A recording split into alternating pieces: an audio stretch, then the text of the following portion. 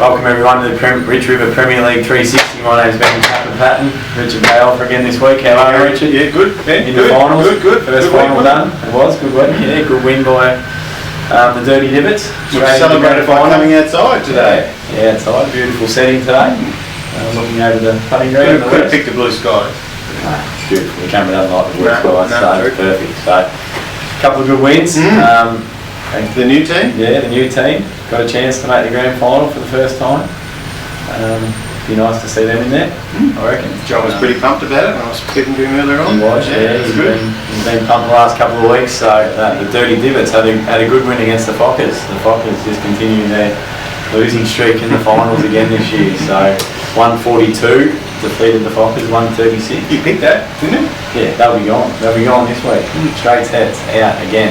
So Pete Durant needs to have a good look at himself and his team that he picks. 33, Tim Leake 35, Rob Kilgour. So okay scores, but just needed that one. Yeah, Jay Scott was the difference out of the game, 39 really, and Andrew Trotter 38. Both those guys really wonderful. He stepped up last year, didn't he? And Jake Share did. He had a pretty quiet year this year, and then all of a sudden, he knows when to do it. So he's firing. And even Harley 34 is pretty handy. Paul Carey 31. You're still going to have those. Yeah. You do.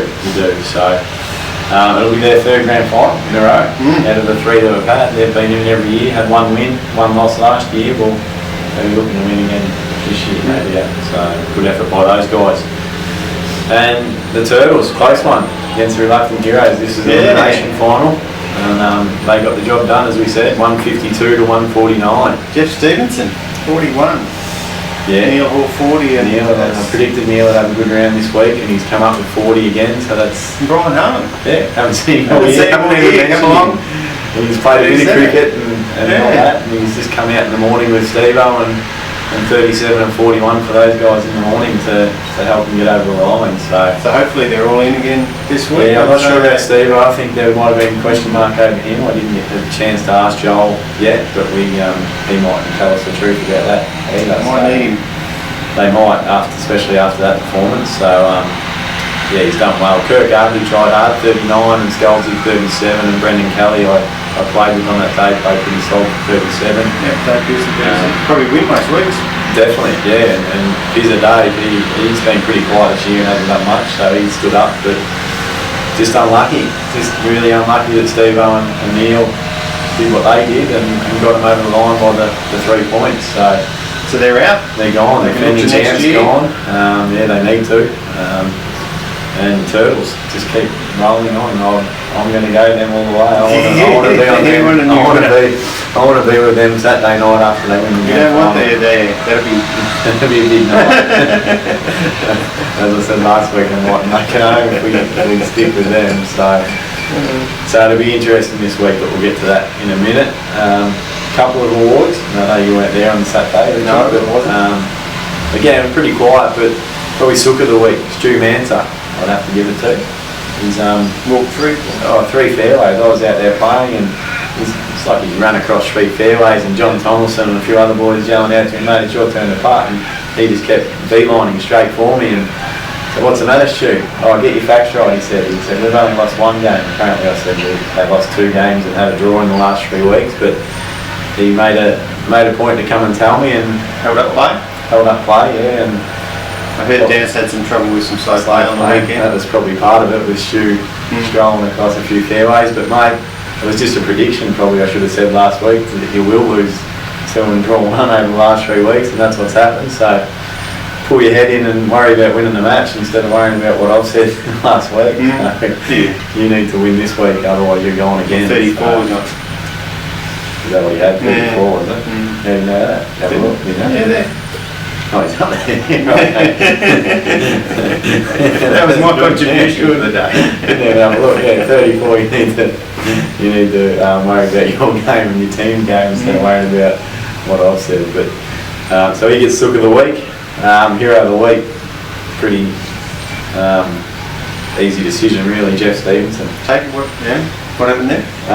Well, he had to get in the morning. His wife and other family are over in Albury already, and he had to get over there that afternoon. And Well, they had a weekend away. Must have been, yeah, it must be away for the weekend in the caravan park somewhere that way, and an annual catch-up by the sound of it, and Joel's pleaded with him to get him out there, and he's come out in the morning, had his 41, and then got in the car Won it for him. Driven over there, so he's copped the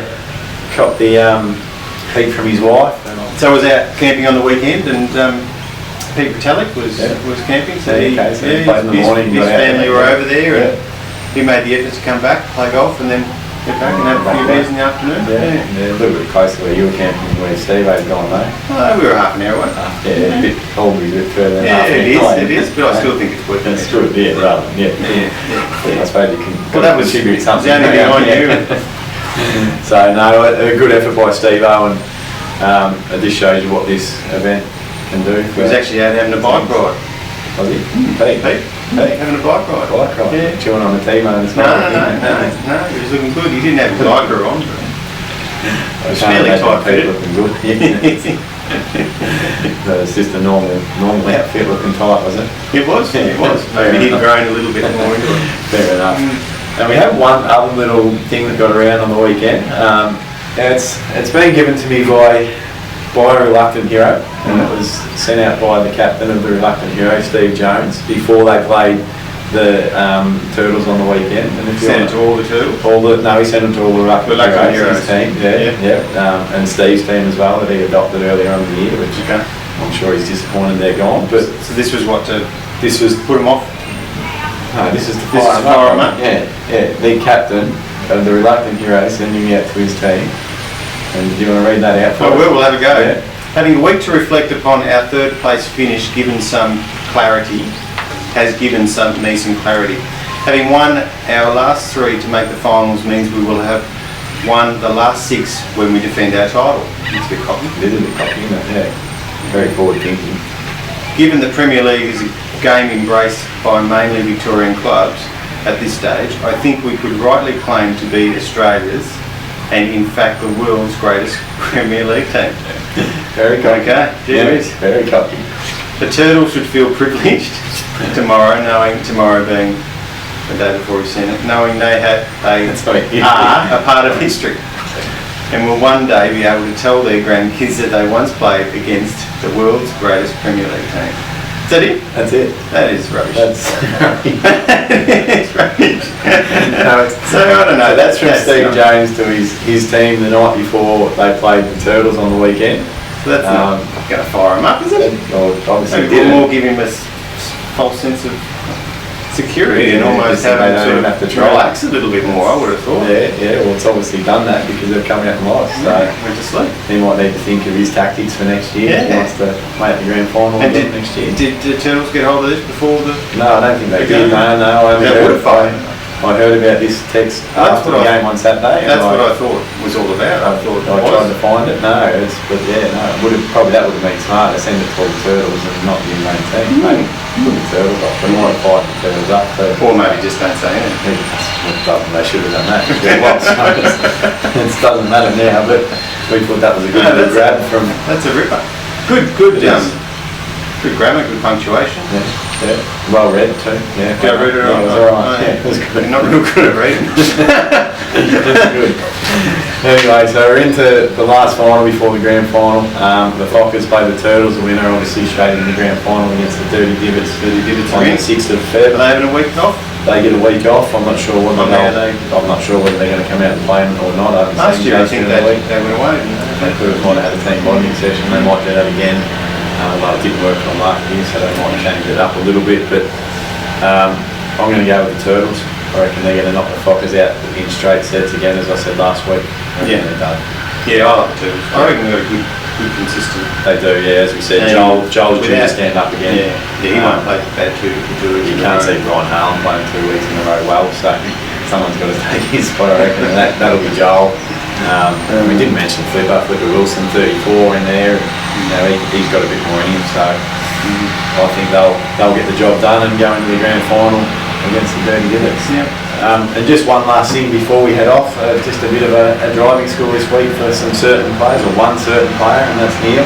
We've mentioned him a couple of times today, and they've been down in King Island, Kate Wickham playing down there, and And Neil, I don't know whether he forgot to put the brake on the golf cart or just accelerated and then actually squashed Rosalie's leg in between two carts. So she's done a good job to get out of it alive without a broken leg. So Neil, anytime you want to come down this week, mate, we'll show you where accelerator is and brake is, and we'll get you sorted. So any other we Premier League players that Cole Johnson got up from the Loose Cannons. Was Oh out yeah, and about, out on the beach. Himself, yeah. They would thought it might have been a whale there for a while, a beach whale, but I think when they looked a little close, it was gold. And I think they don't have a no, apparently water hazard. The toll goes around the ocean, and that's part of the course. If you happen to time it right when the tide's out, quickly have your shot, and get back in before the wave gets shot. Apparently Cole's running out, in and out of the waves, waiting for the wave to play the shot. The ball's wavering in the centre. So that would have been hilarious. Yeah, I think Ben Stewart got down there as well, and Cole had lost a fair few of his dollar golf balls he likes on yeah, he struggled, but by the sound of it, King Island the place to go. But yeah, Neil, come and see me during the week, we'll sort you out with the golf cart lesson. So thanks to 4X, we've got one more week of this to go, or 2 weeks to go, one more final and the grand final. We'll have some more details of the grand final night. We'll have probably next 4X sponsor our Pro-Am on Monday. So this coming Monday, the Pro-Am, 4X Gold Still some spots Pro-Am. There are very, very few. I think just a single spot. What I remember, 4 spots in the morning and a few more in the afternoon still available. We did run a little promotion on Facebook a couple of weeks ago, I think it was. Kirk Hardley was the winner of that, and he won a spot into the Pro-Am, which is really good. Really good. There was a lot of entries apparently, and so it's really good. So if you've got nothing to do on Monday, this coming Monday, give me a quick ring. Come out and watch. Well, for the week, players out there, the draw is the trainees play 4 rounds.